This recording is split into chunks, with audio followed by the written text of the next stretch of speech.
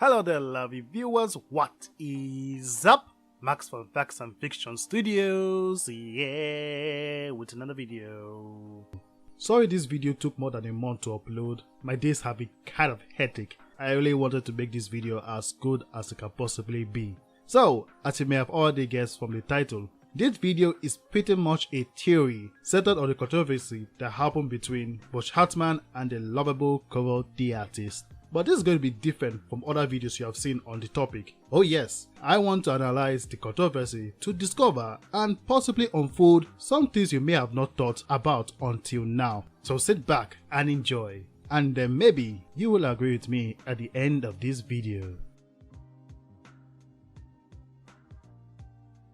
So, if by some chance some of you aren't aware, Butch Hartman is the creator of great shows like Danny Phantom and Fairly Odd Parents, as well as meh shows like Bouncing is a Beast and Tough Puppy. He has left Nickelodeon, decided to instead become a YouTuber as well as explore other ventures, but the latter has only caused him to get into some controversies. A few of these controversies included him calling introverts selfish. Whatever.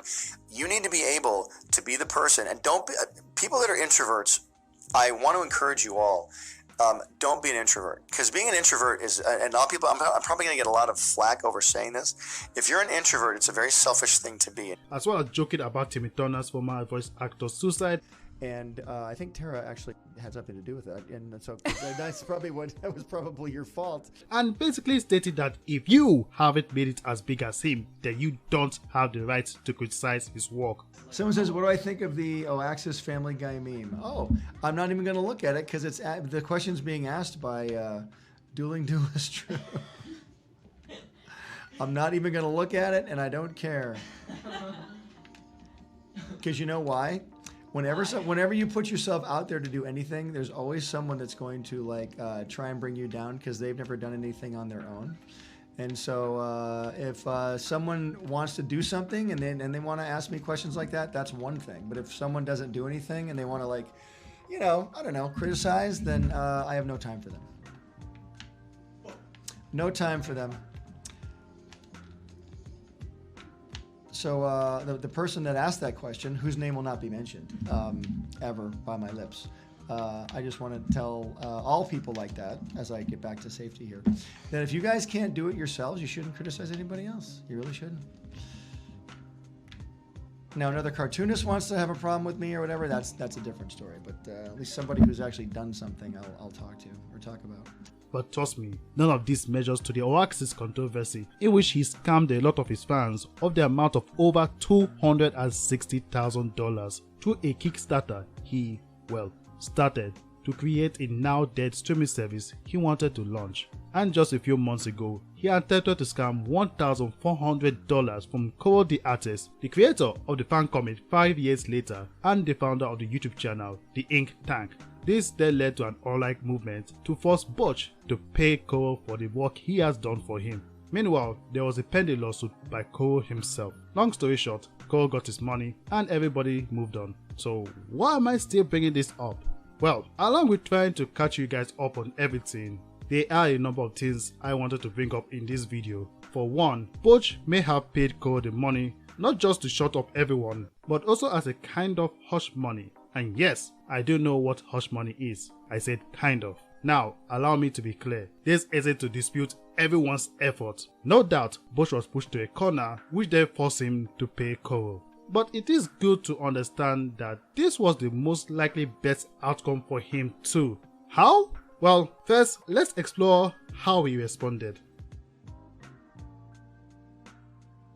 Butch seems to have a trend when it comes to major controversies. Either he responded lightly to the issue, or he just ignores the whole thing and gets rid of evidence. That's pretty much what he did with the Axis controversy, including those minor controversies that I mentioned, and this past controversy with Kuro, whereby he deleted some files to hide what he had already agreed on with Kuro. Luckily, he couldn't dismiss the controversy surrounding him and Kuro, although he tried so hard.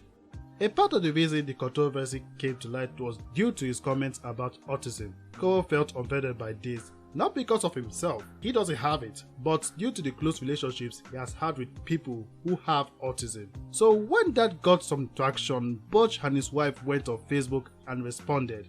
As for the stuff about Kuro, they never mentioned anything about it. In fact, Butch later on blocked Kuro and any other YouTuber on Twitter who brought up the matter too much. So even to the time he ended up paying Kuro, not once did he even speak with him. He never bothered to bring up the matter at all, which brings me to this question. Did Butch really pay Kuro? I know. This question sounds silly and probably dumb to ask, but if you watch Kuro's video, you might end up asking yourself that question. According to him, it wasn't Butch who initiated the payment, but it was done through a representative from Nude Network, a somewhat streaming service / YouTube channel which Butch owns. I honestly don't know much about it. And while the person did mention Butch in an email, I don't think it confirms enough that Butch even initiated the payment. If you already keep track with him, you would know that he has a big ego about himself. So making the payment does not seem like his style, although that doesn't make it impossible. Like I said a while back, paying Kuro was the best outcome for him. But even if he didn't, I don't imagine that will stop an affiliate of his from doing it for him. It's not like the payment was too costly to do. Shady people, to some extent, have kept themselves distant over a possible controversy by either keeping quiet on it or making the necessary payments to someone else. Sometimes it can be done without their knowledge, like how it allegedly went down between President Trump and Stormy Daniels. Of course, this is just speculation. Butch would have more than enough reason to pay Kuro because it spares him of more than just wasting money. And I will explain it right now. Butch paid Kuro because it would have been really embarrassing for him. Yeah, you have this guy who is far younger than him, actually making him being held accountable for his actions and stirring up more trouble than he had anticipated. If this wasn't resolved soon, the controversy probably would have attracted more attention than he would have wanted. Keep in mind that he's estimated to have a net worth of $50 million. I know this may seem hard to believe, since this means he could have funded Oasis on his own, but it is, sadly, what it is. We should keep in mind that he still has a big presence on Twitter and YouTube, despite what comments and view counts on him may say. This is why he was able to collaborate with other channels like Death Battle and The Odd Was Out, despite what happened with Oasis. So you can imagine, with the celebrity status that Butch has, he probably would have attracted as much bad press as what Screen Jockeys experienced back in 2011 due to allegations of sexual harassment that was placed on his creator. But Butch's case does bring up another question, and that question is, why did he decide not to pay Kuro at first?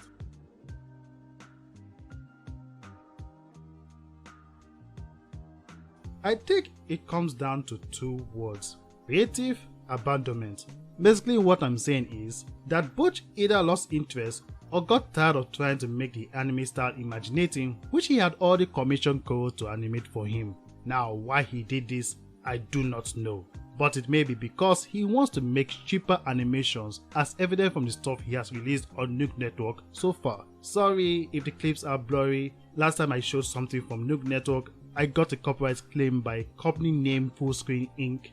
If you want to know more about that, then check the link in the description. Anyway, another reason may have to do with a shift for animation. The Imaginating, which ended up becoming an actual thing, was basically a plot mashed of Danny Phantom and Foster's Home for Imaginary Friends, with the art style of Fairly Odd Parents. By the way, I made a video on that, so if you want to check the full review of it, then click the other link in the description. So with that said, Butch probably then saw no reason to pay Kuro despite having a legal contract which obligated him to do the payment. Luckily, all of that is in the past now, and Butch has probably learned his lesson, right? I mean, that was the whole point of what was going on, right? There's no way he's going to repeat this same mistake, right?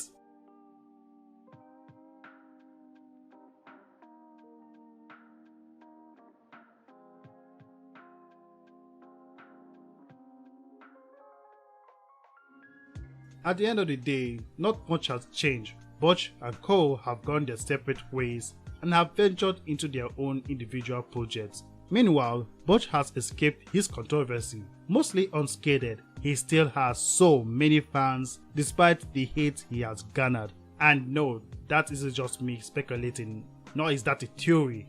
Just look back at the collaborations he made and you can see that there are still a large number of people who still love him. Even his YouTube channel manages to keep some of their attention, though it doesn't even seem to be much judging from the numbers. Then if you turn to Facebook, he seems to have a larger presence there, especially with Christians. And if you recall what I said about him and his wife, you would know that the video in which he responded to the autism criticisms was overwhelmingly met with positive comments. This does mean that the status quo will remain. From the screenshots I showed you a while ago, you can see that Butch is still trying to recruit more artists like Kuro by sending bot invites unalienable. Heck, he's still holding on to Oasis, while knowing he won't be reviving that so-called streaming service anytime soon. Honestly, I won't be surprised if months from now, he'll be collaborating with YouTubers like JD Animations. That's basically what happened with the Ones Out, despite what happened with the Oasis controversy. I'm just gonna end this here. Let me just say that I sympathize with Kuro a lot more than I would have. I have been on the same boat as him, as I am a freelance writer who got scammed out of $500. I won't be getting it back, and I'm not just saying this to get some dumb pity points. I just thought I should let this out just in case. So if you see a novel about a bunch of teens from the US or Estonia while possessing elemental powers, then please let me know.